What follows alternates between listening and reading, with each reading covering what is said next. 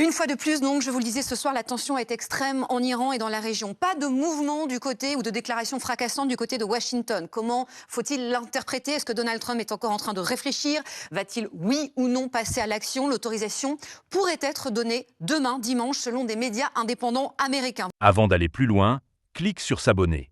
Chaque seconde compte. Alors reste avec nous. Fais-le maintenant et abonne-toi.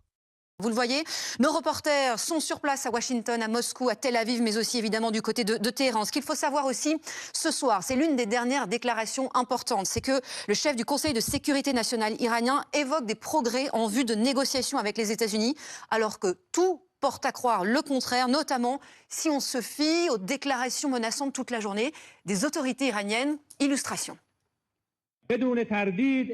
Il ne fait aucun doute qu'aujourd'hui, notre puissance de missiles, notre puissance de défense et d'autres dimensions de notre puissance défensive occupent une position supérieure et plus élevée qu'avant la guerre imposée qui a duré 12 jours. Cette séquence montre une guerre qui ne dit pas encore son nom.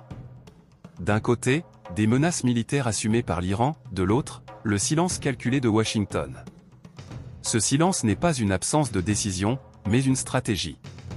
Raymond Aron rappelait que, dans les relations internationales, l'indécision apparente est souvent une forme de dissuasion. L'Iran parle de progrès diplomatique tout en exhibant sa puissance militaire.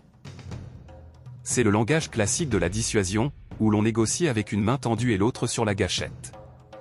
Mais ce jeu comporte un risque majeur, quand chacun cherche à paraître rationnel, l'escalade peut naître d'un simple malentendu.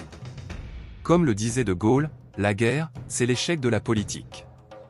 Aujourd'hui, tout se joue moins sur les champs de bataille que dans les non-dits entre grandes puissances. Reste à savoir si ce face-à-face débouchera sur une négociation réelle, ou si le silence diplomatique finira par céder à la logique de la force. On va revenir évidemment sur ces menaces des autorités iraniennes. Avant de partir, vous êtes plus de 95% à regarder nos extraits sans être abonné. Si ce format court vous aide à aller à l'essentiel, pensez à vous abonner, à liker et à partager.